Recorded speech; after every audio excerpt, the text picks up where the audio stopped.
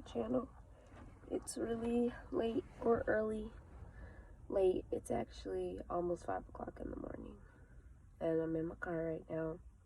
This is kind of like a crash, like, boom, back into me doing YouTube period and revamping my channel. So I do have to reintroduce myself. I'm going to do an official, like, welcome back to my channel video. But I have to get this prophetic word out. So I was supposed to do part of this prophetic word a couple days ago, and I didn't do it. So I have 3 videos to shoot and upload out to you guys, and I'm going to try to get all of them uploaded today as well. But first, I do want to pray, and I do want to reintroduce myself. Sorry about that. My name is Destiny. Everyone calls me Dessie. Right now, I want to do a prophetic word. So right now, I'm going to pray. So dear Heavenly Father, thank you for allowing me to see another day of life. I just want to give you praise forever and always. I just want to come to you right now and ask that you just fill me with your Holy Spirit and allow me to get this word out profoundly and specifically, and allow it to touch the specific person you are calling or giving me this message for.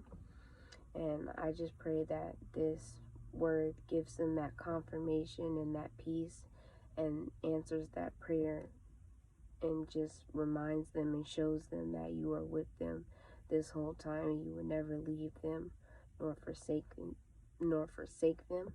And I pray that this word helps them in their next steps along their journey into what you want them to do, Lord God. In Jesus' mighty name I pray, amen. Okay, so basically, I tried to shoot this video already. So this is me reshooting this same video. Just because, like, my past 48 hours, sorry, I'm doing weird stuff with my hands, but it's cold out here. My last 48 hours were ridiculous though. And I felt like if I'm gonna get this word out, I'm gonna do it the right way. I was trying to do it on Snapchat because I cared about how I looked, and I didn't have my lashes or my makeup, my hair is not done, and I have this little thing going on. But I said, if I'm going to do something, I'm going to do it right, and I'm going to be obedient. So me getting this word out, like, this word is for me as well. Like, I already know it, and I know that people are going through the same thing that I'm going through, so I want to get it out. So I want to do this the right way. If I'm going to do it, I'm going to do it the right way. So first of all, I can just start. I can bring you guys the scriptures, and then also you guys are going to hear weird sounds. Like that right there is I think that's my AC compressor making a sound. So it's cold, and so it just started making weird sounds. And then my lights will, like, flicker on and off in here for some reason. So I'm giving you the disclaimer now, because that's just how the devil likes to play. Even though I was sitting here for a good 30-45 minutes and my lights didn't cut off, now once I started shooting the video, it started cutting off. But that's just a prime example of what this word is about. I'm titling this word, It's Time to Just Start. And I'll explain the scriptures that have been coming my way.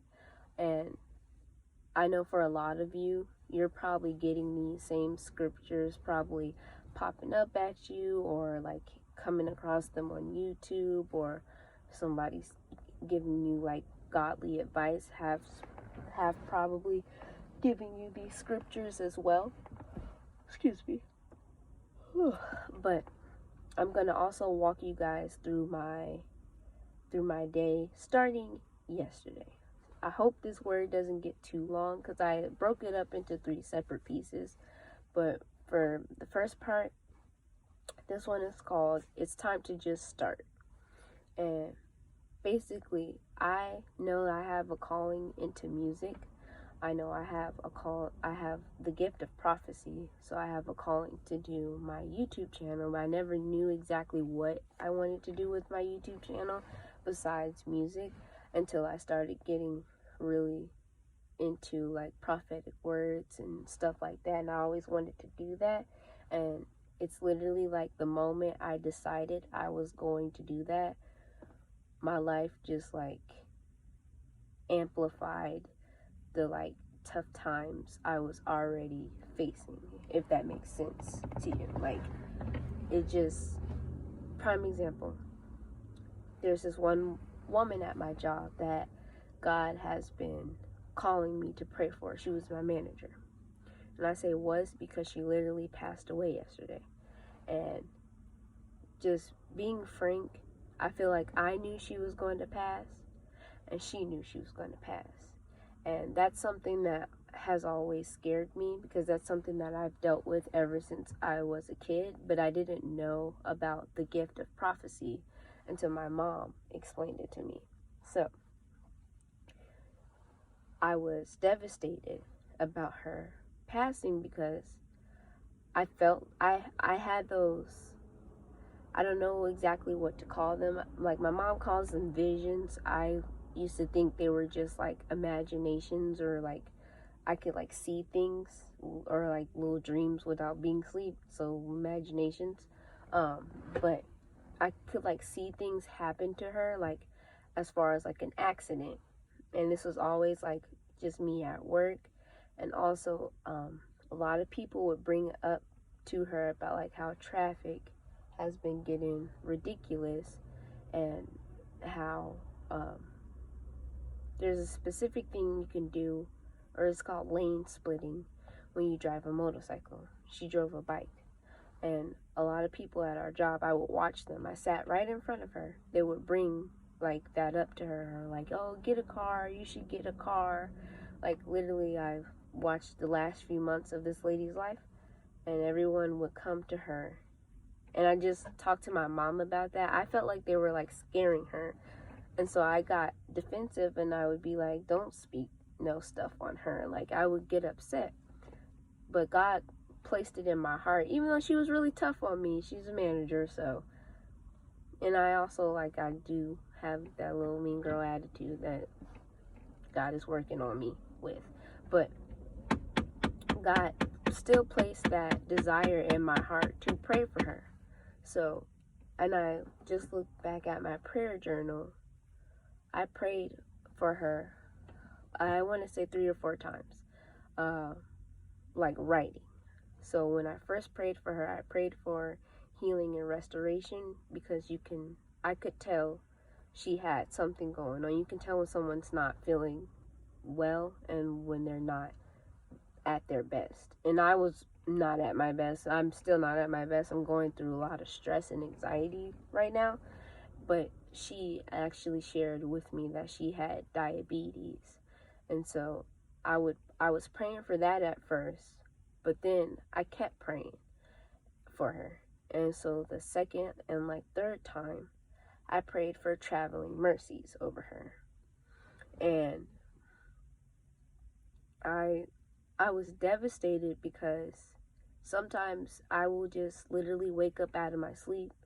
And a lot of prayer warriors have this, to where we'll wake up out of our sleep and we're supposed to just pray.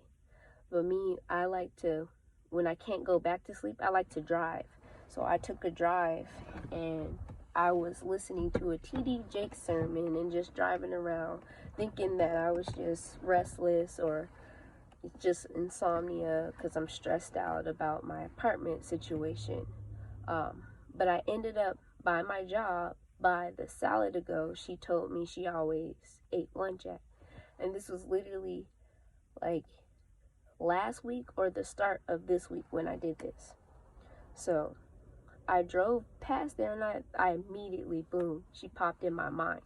And I was like, oh, well, God, if you're sending me over here, I pray protection over Sonia. I called her name out. And I was like, but you know what? I don't know what I'm over here for. And I thought about the other people at my job. That's the only reason why I said this. So I was like, Lord, I just pray traveling mercies over her. And I pray like traveling mercies over all of us, because there was another man at my job that eats at Zelle to go, or he'll go get it for her. So because I ended up in that area, I wanted to pray traveling mercies over her. And then a time before that, I was on my lunch break in my car, and she never parks where I park. She always used to park in the parking deck, like under where I parked. I used to park on the top level, and that specific day, I heard her tell another coworker that she had parked up top where I parked. So this is like probably my first time praying traveling mercies over her, and I wrote it down. And I was praying it over myself as well, because I'm not a great driver. Well, I rebuke that now. God delivered me from that literally with this story. But I wasn't the best driver. So I always pray traveling mercies over myself, because I'm always getting pulled over or something's happening. And when I literally wrote that down, I looked up and I saw a bike. I didn't know if it was hers or not, so I automatically assumed it was hers. I didn't know if anybody else in our building drove a motorcycle, so I assumed it was Sonia's, and I prayed specifically traveling mercies over her.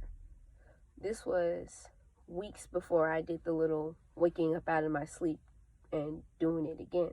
So what shook me with this is the first time I prayed for her, I prayed for healing and restoration. That's what I felt like God was telling me to pray for her. The second time, I just prayed traveling mercies for her. And I never used to worry about her too much, because she knows what she's doing. She's older than me. I think she was 55 to be exact. And I knew she knew what she was doing. Like, she had her gear and everything. Like, but other people, I live in Arizona, other people are starting to drive crazy, especially around the holidays. So my other manager was worried about her and would bring up like, hey, like if it rained early, she'd be like, hey, okay, you need to go because you can't drive on your bike with it raining. Or like if, let's say we have monsoons out here, let's say it got too windy or something like that, I would see her tell her, you need to go home. And so I wouldn't really worry that much though about her, because she knew it. Like she would leave and she would be careful. She was a good driver. So it confused me why God had me, sorry, I'm freezing, it's cold out here. It confused me why God had me pray traveling mercies over her and woke me up out of my sleep because of her. And then she passed away yesterday by a car accident. And I think I'm skipping parts around which are important, because when I prayed for her, writing down, and I looked up and I saw the motorcycle, it wasn't her bike, but I didn't know that until the next day. And this just happened like last week. The week of Thanksgiving is when this happened, when I looked up and saw the bike. But something told me, was like, as I'm old school, I'm not from Arizona, I'm from like the South, North Carolina, Charlotte to be exact, Baptist church, all that. So I believe in the laying hands and anointing stuff with oil and all that. But I also was like, I'm not going to get fired for her to come outside and me touch this lady bike. And then I started getting the fear of like, especially what if I touch it, then something happened to her. And I just prayed traveling mercies over her, like, no, I'm not touching her bike. So that was something that like has been bothering me. And then also, now you come to think about it, that ties into like, I didn't worry about her, but I knew something was going to happen to her. And the closer it got to something happening to her, I knew what it was. And I have to confess this because I was just talking about my mom. I was just talking about this to my mom. Excuse me, I don't know what I was trying to say. But I think I was praying against what I knew was coming. Because I always tried to wish like the best and the best possible outcome. But you never know when it's someone's last day. And if God calls you to pray for somebody, just to pray for them and to make sure like their soul is in order, because the first thing I prayed for was for healing and restoration. And I know she was a good woman. She gave me a lot of grace that I didn't deserve, so I know she's in a better place. And that's the best restoration you can get.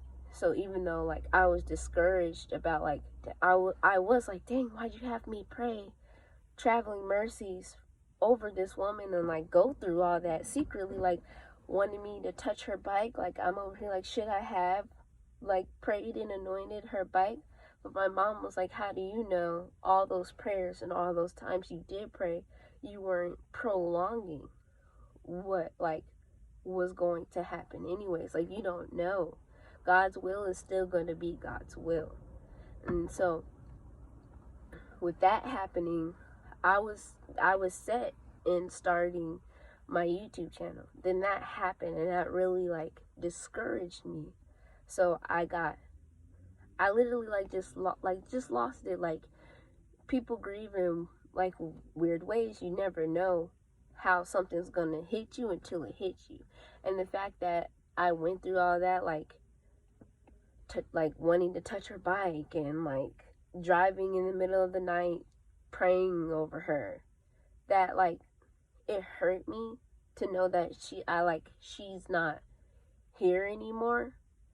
But I had to go through that to learn God's will is his will. And we can want the best for someone, but God's will is still his will, and his will is going to happen no matter what. And also, even speaking on her, I firmly believe that like people know when they're about to like pass, because she did speak about like death a lot, and I could see she was sick. But you can tell like when you're getting sicker, and I could tell she was in that phase. And that was something my mom had to tell me too. Like you don't know if like they told her dialysis wasn't working and then she got into an accident. Like you don't know what personally she was going through. I do know she was sick, but I don't know like the ins and out of her day and what exactly happened. I just know they let me know she passed yesterday and got into an accident. And that's what really discouraged me from doing all the stuff that I was supposed to do. But you can't get stuck in grief. And you can't stop what you have to do because of like God's will is still going to be God's will. Like because of what happened to her, I can't stop. I can't not give you this word because she passed away. You see what I'm saying? Like I could have kept this to myself and just went crazy and lost my mind about it. Like this is stuff that people really like will be like, dang, because I started being paranoid. Like, oh, am I like bringing death to people? Because you gave me the desire to pray for her. I prayed traveling mercies. You're supposed to have mercy, and like that's how I took it. And it's okay to be open and honest with God. That's a word for somebody in itself. When you're upset and when you have questions, we're not supposed to question him or his will. But it's okay to be open and honest. He knows our hearts, and he knows we have feelings and emotions. He didn't give us those things to not like talk to him and share it with him, because this is something that I had to learn to deal with. I don't handle death well, and I did grow a bond with her, but because of like what I like am going through, I'm learning how to just accept it. Like I'm giving myself 3 days to grieve, but I'm learning how to just accept it and keep pushing. And so that was just the intro to how I started getting just distracted. That was just one thing that happened yesterday. Literally after that, I was upset, questioning, discouraged. My mind was obviously somewhere else, and this was always after, like, I decide I'm gonna make my prophetic word video. After that, today, I'm supposed to wake up. They told us we didn't have to come into work. I knew I wasn't going to come into work or come back to that job, because she was also a person, like, to let me know when it's time to start doing what you're called to do, and it's time to take that leap of faith. You don't want to live life with any regrets. Like, I always come across people that let me know to, like, chase my dreams, and I always get stuck in 9-to-5s, but that's another part of the word. I'm not gonna skip ahead. I'm gonna stay on track. But back to what I was saying. This morning I gave myself time to grieve. I cried my woes, asked my questions, talked to my mom. You know, she always, you have the gift of prophecy. Like, don't ask me, ask him why. Like, you know, just telling me stuff. She just tell me to stop crying. Like, she just telling me to toughen up, be tougher, because I should have been. But I tried to be today. Woke up, I went into work. As soon as I went into work, the devil can't get in your mind. Like, he can't read your mind, but he can tell when you're upset. And he knows how to trigger and confuse. Like, he can do that. So as soon as I got to work, I saw that same bike. But remember, I didn't find out until the next day that wasn't even her bike that I saw. I just saw it was a white motorcycle, thought it was hers, and it wasn't even hers. I found out the next day it was some other guys that works at that same building. But I saw that same bike, and just because it was a motorcycle, and I know she drove her motorcycle, and I know that's how she passed, I fell apart. And I was like, dang, like, why did I have to go through this? Like, I was like, damn it, Sonya. Like, I fell apart. Excuse me for cussing, Jesus, but I fell apart as soon as I hit that parking lot and saw that bike. So it took me a while to even walk in there. Like, I made her a plant. I was gonna see how I felt in there, because I'm also a person that, like, soaks up other people's sadness and, like, other people's trials and stuff. I pray for people. I'm a prayer warrior, and I do have the gift of prophecy, but I tend to get too invested into other people. So as soon as I walked in there, that room was filled with nothing but sadness, and I couldn't do it. I gave her, like, I put her plant on her desk, and then, see what I'm saying? And then I decided to leave. So this word wasn't even supposed to be this long, but deciding to leave, I was like, you know what?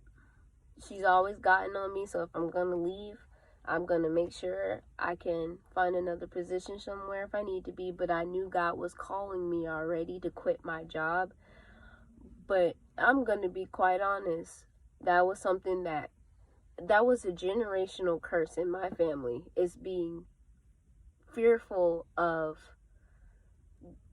God supplying for, like, God providing for us. Like, we will work a job and never let it go. And you can, like, you can make a job your God. And that was something that was taught to me. Like, I will live and die and do ridiculous things for a job and then not have anything to show for it. And so I knew God was calling me to quit my job. I had a friend call me and tell me to quit my job, and that don't ever happen.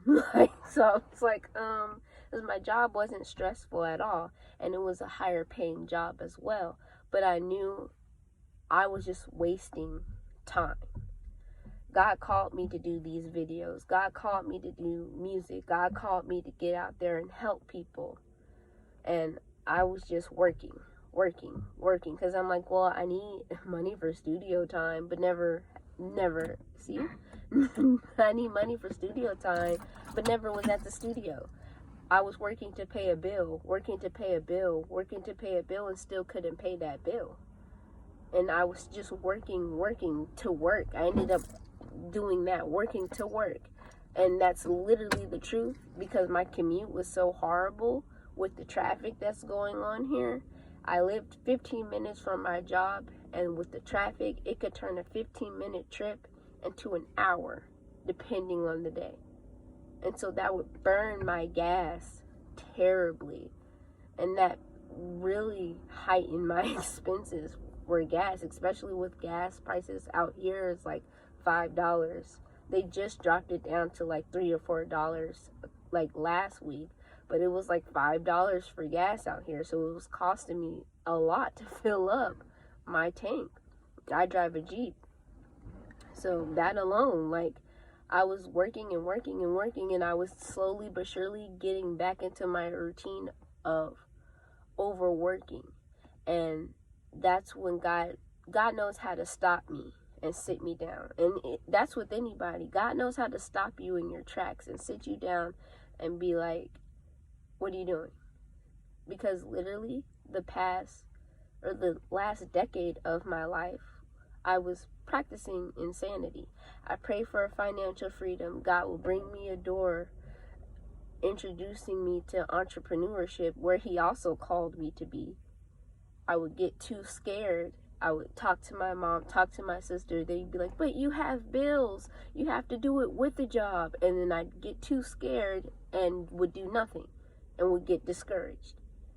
Sometimes everybody doesn't have that story of, okay, well, I'm going to quit my job, but I got to plan it out first. Sometimes God calls you to take that leap of faith. Whether you have reserves or you want to take a step back and plan it out, God will tell you what to do and when to do it. And it's all on his timing. And so if there was ever a way to get me to leave a job, this certainly was it. Because he knew after the year that I faced, I didn't have enough mental health or like mental strength to be there physically in that office with these people, but still serve them. I can serve them strongly and pray for them from a distance, but being there and they couldn't move my seat and being right in front of this woman's desk and she's no longer here, God knows how to get me out of somewhere. I could not do that. I'm not sure if anyone can, because half of them were working from home, but I was contract at the time.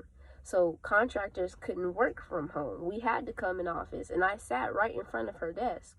I don't handle death well. I don't handle like you're here today, walking around, and then Friday you not walking around no more, and you just not gonna walk around at all. That's something that I don't handle well. It's not funny. This is nervous laughter. But that's something that I don't handle well at all. And so God knew that.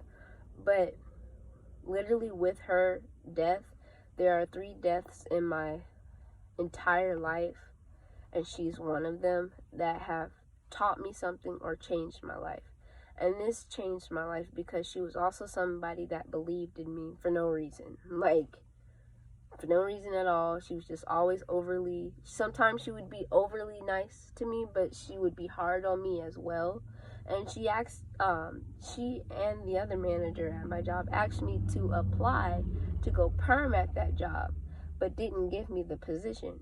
And at first I was like annoyed with it, but she remembered how young I was. And people there were always telling me like I had dreams of doing this and that, but I ended up here. And I always get people at that job or any job that I have worked that'll come and be like, you can work a job, but don't give up on your dreams, don't give up on your purpose. That has always been something that random people, my friends, sometimes family, will just randomly call and tell me, because that's what I was doing.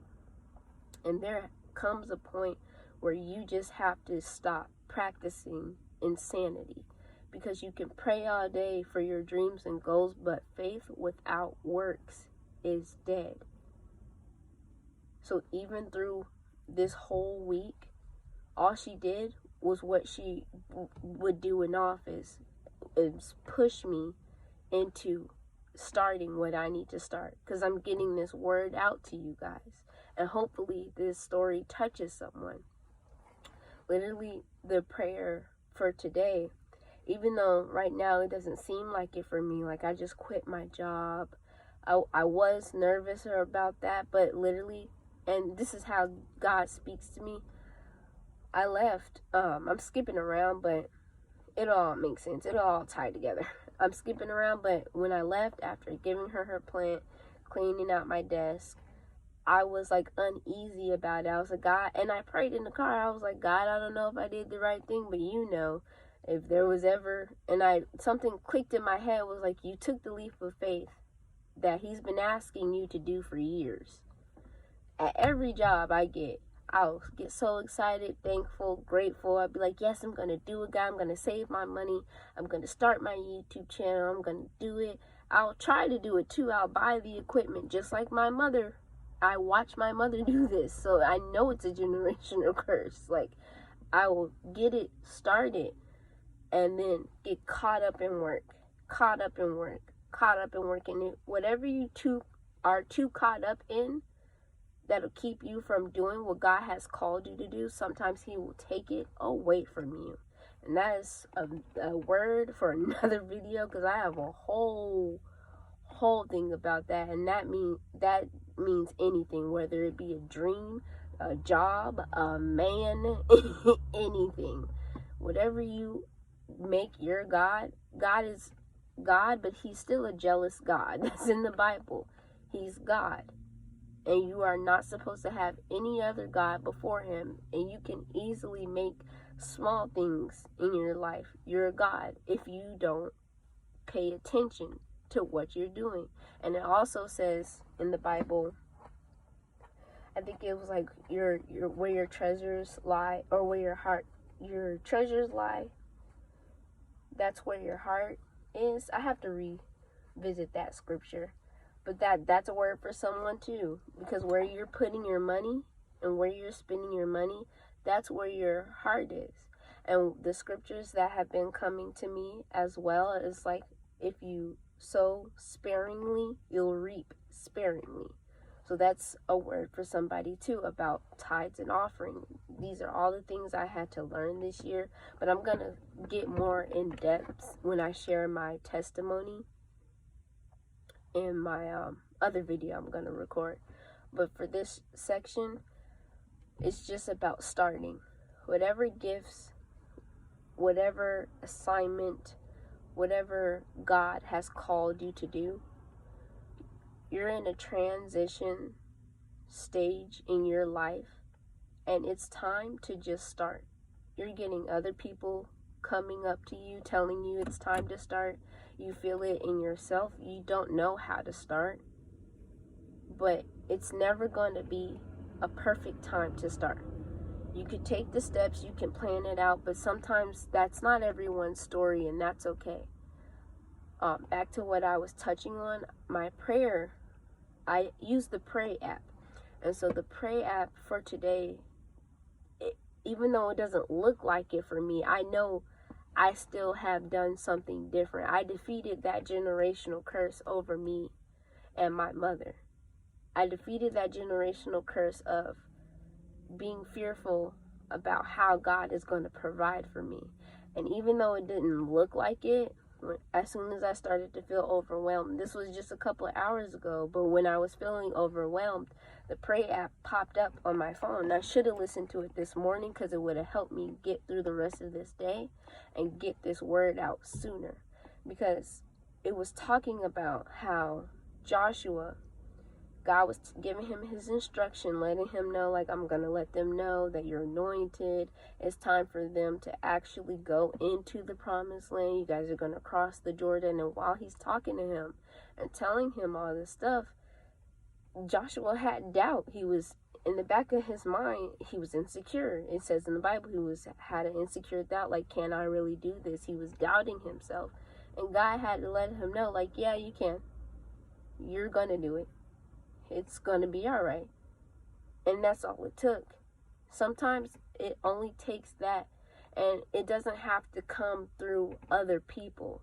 God can speak to just you in his own little way and be like, yeah, it's time. It's time for you to do something different. It's time for you to do what I called you to do. So you're in a transitional stage in your life where you're about to transition into your promised land. You're about to transition. You're crossing the Jordan right now. We're crossing it together, whoever I'm speaking to. Because I'm literally quit my job, but I have to move apartments literally next month. But I might move literally next week. We'll see what God has planned for me. So when God says go, it's just time to go. It's just time to do whatever he called you to do, because we're also living in the last days, and you don't want to see anyone that you love get left behind. You don't want to get left behind yourself, actually. I want to make sure I don't skip this part, because a lot of people don't realize that you can go to church every day. You could know the Bible front to back, back to front, and sideways. But if he called you to do something and you just don't do it and run away from his calling, and you could do that your whole life, do you think you're making it into heaven?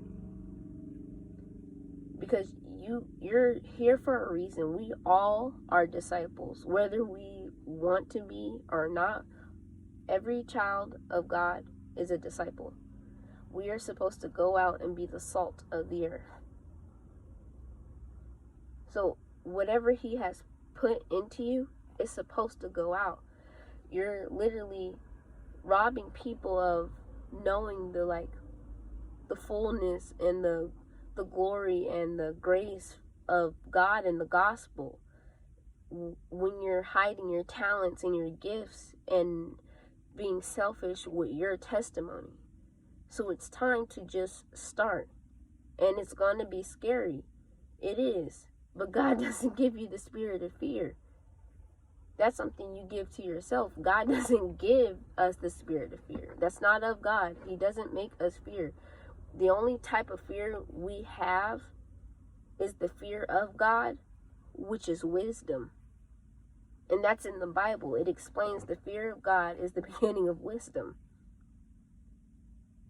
So even though, back to what I was saying, even though it doesn't look like it right now, like I'm going through, I just quit my job, grieving about my manager, and just other little things and stuff that I'm facing, having to move. I could be falling apart, worried right now. I'm just sleepy because it's 5 o'clock in the morning. Like, I'm not worrying at all about my financial situation and where I will lay my head or where my next meal is coming from, because that's this last year, that was my last lesson.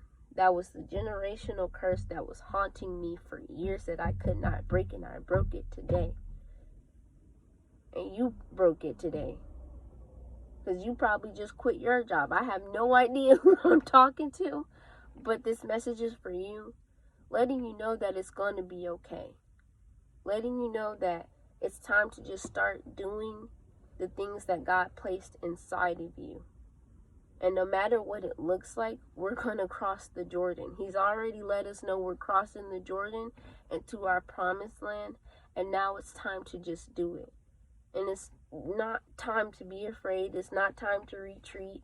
You're going to get those phone calls from people worrying, like, oh, how are you going to do this? How are you going to do this? I'm not. God's going to do it, because his word says not to take thought about what we eat, where we're going to lay our head, how we're going to get dressed. He feeds the birds. He feeds the bugs. He feeds everybody else. Do you think he won't feed you? That's exactly how it says in the Bible. It's exactly how, well, not exactly word for word, but that's exactly how it's explained in the Bible. If he can take care of everyone else, and if you being fleshly can take care of whoever you take care of, do you not think he will take care of and provide for you when you're doing what he called you to do and you're walking in obedience? Those are things of God. Those are good things. When you're doing good things and you're sowing good seeds, you are going to reap a good harvest and good benefits of what you're sowing down. But it starts with you, and it's time to just start. So I don't know who that was for, but I know you're feeling uneasy. I'm not feeling it no more, but I hope you're not either. I think I left something out.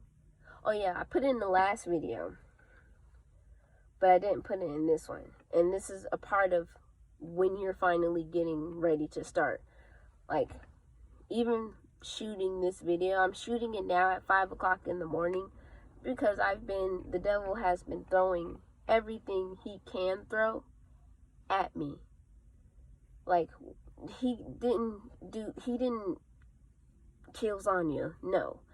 But he knew how to place certain things around to keep me in my feelings so that I waste time grieving. Then on top of that, I put this in the last video, when I finally got the umph to come where I'm at so that I can have good lighting, the lights go out, and record this video. I was passing the storefront, and it's like the door, a walkway, then the road, then the parking lot. This man walks out, this older white gentleman walks out of, it's a Dollar Tree, and literally it's a little walkway, because it's the door, the walkway, like the sidewalk, because it's an outlet, a parking space, then you hit the road to cross the street. So he got to, not even that, I saw him at the door and he looked really angry, so I was like, oh, he looks angry. I literally said that in my mind, but I slowed down and I started driving past him because he didn't hit the walkway yet to cross the street. By the time he got to the walkway past the parking spot to cross the street, all of my car was past him. And he just decides to watch my car pass and keep walking as if he's going to walk into my car and get mad that I didn't stop. You weren't at the walkway yet for me to have to stop for you. And punched my vehicle. And I don't know if I passed this test because I'm a Christian. I do prophetic words and all that, but I'm still human. So I immediately got out my car and lost my mind because as he's doing that, there's a car parked trying to back out. And so he punched my car and starts yelling and screaming and cussing. First of all, I'm a woman. So you look like a female for real because I didn't do anything to you. I passed you. You weren't near the walkway to go across. But I passed you. And literally, the guy's watching this guy lose his mind. I'm so mad to where I'm like, no, I know what that is. I still have to get this word out. I was really fired up to get this word out. I was like, that's the devil. I'm not even going to look at you. That's the devil. But as I pass him and just keep going, I tried to keep myself together just to keep going. Another older white gentleman backs his car into me. And so this guy's still yelling and screaming, you hit his car. The guy get out the car and he's like, no, calm down. I hit your car. I'm sorry. I was paying attention to him as I saw him punch your vehicle. And I was like, you should have been paying attention to me because even though he did that retarded stuff, I still kept going. I still kept going because I didn't want to run up on this man. Now I have to run up on this man because he punched my vehicle. I'm mad you hit my car, but I'm more mad that he punched my vehicle and I didn't do anything to him. And I was supposed to the whole time make it to this destination right now to shoot this video. And stuff like that is going to happen. Stuff like that is going to pop up. and try to mess with you, try to knock you off track, but you got to keep going. And this was me getting this video recorded and getting it out was just proof that even though you tried to afflict me, even though you tried to attack me, I'm still going to do what God told me to do. I could have laid down today, still cried about my manager, worried about where I'm gonna work next or what I'm about to do next. I could have stayed in my bed for the rest of the day because I went home because I forgot my earphones, which I didn't even use, but I thought I needed them. I went home and I could have got stuck there because I started feeling anxiety about my apartment, which that'll be a whole nother video in itself. But I started feeling anxiety about my apartment situation, about my dog, like every little thing that was starting to get to me. I could have went to sleep, but I cleaned up, got myself together, I got my headphones, I gave myself, literally set a timer for 5 minutes to cry. I only used 3. I cried for 3 minutes, I got back up, I came out here, and I'm shooting this video. And that's exactly what you need to do, no matter how hard it gets. If you need to set a timer and let it all out, anger, crying, whatever you need to do, you just make sure that you still do what you're supposed to do and you still walk in your obedience, because we've never been this close to the promised land as we are right now. And even though it doesn't look like it right now, we still have to cross the Jordan to get to the promised land.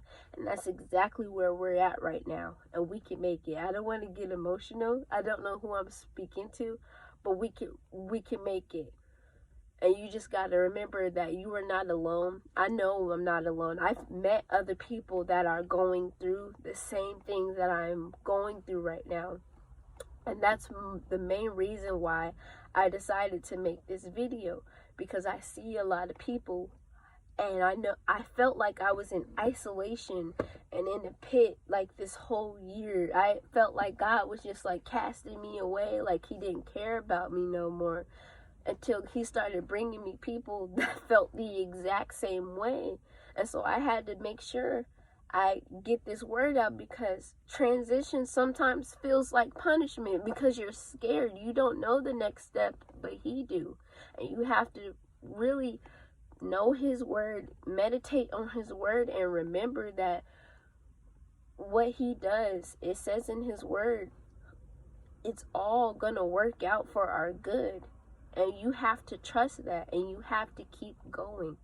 So I already got my little hurrah because I got this video done. Like, this video wasn't supposed to be this long, but at least I got it done. And I'm gonna probably put a filter on it because I could at least did my hair for y'all. But I didn't care. That's how stressed out I was today.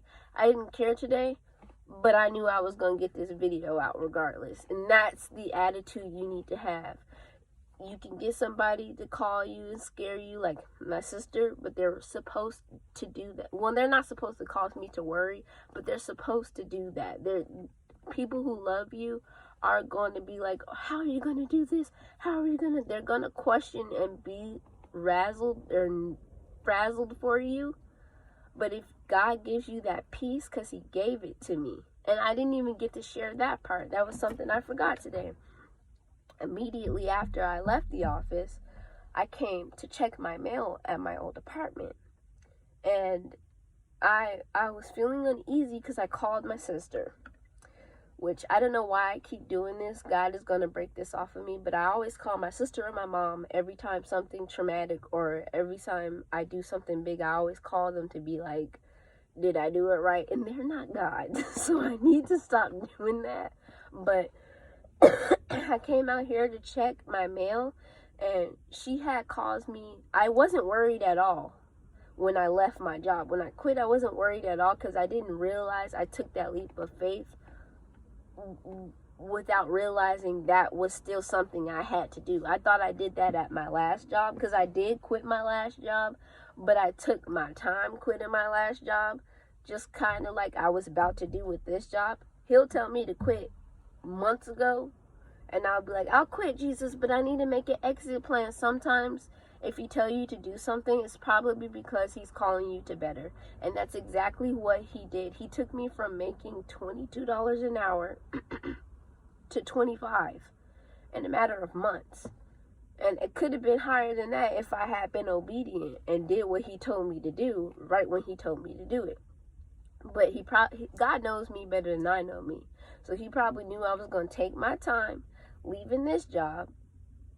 And so the way things happened, I literally felt like she was an angel, because she pushed me into starting my prophetic words and doing my YouTube channel, something that I was talking about doing. I'm going to redo it. I'm actually doing it now. So, though we don't get things how we want to get them, he's still going to get us to do what we need to do for him. And I could have laid down and been defeated after all the other things happened, but immediately after I left the office, I talked to my sister. The second I started to let that uneasiness and worry about how I was going to take care of myself and move next month, the second I started to feel that, I was like, I don't have the strength to do that, guys. So I don't know. I just was like, I'm going to go check my mail. I went and checked my mail and got a random $100 and some check in the mail for a refund. And so I was like, you know what? Let me pay my tithes, which I still have to do. But I was like, I need to make sure I pay my tithes off this. But I know this is like a confirmation seed. You're letting me know you're still with me. You're letting me know not to worry. Because how does that happen? You quit your job and then get a mystery check in the mail. That's the God I serve. That's the type of anointing I have on my life, and I want to keep it forever. So I don't know who this word is for, but blessings are coming to you. Big blessings. God is going to do a new thing in our lives. We're in a transitional stage in our lives,